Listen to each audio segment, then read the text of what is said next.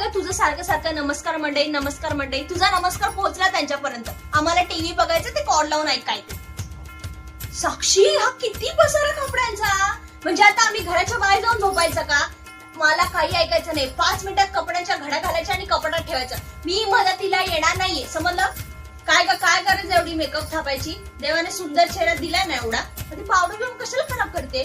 नंतर डॉक्टरकडे जायला पैसे माझ्याकडे मागू नको, आधी सांगून ठेवते. भरपूर झाले आता तुझे नखरे. पसारा आवरायला घे, पप्पळणारे 5 मिनिटात. मला भांडणं नकोय घरात. काय ग, एवढा दिवसभर मेहनत करून तो व्हिडिओ बनवला, दाखव तरी आम्हाला. आता तुमच्यासारखे इन्स्टा नाही ना आमच्याकडे, म्हणून आम्हाला कसं कळेल तू काय केलं म्हणून.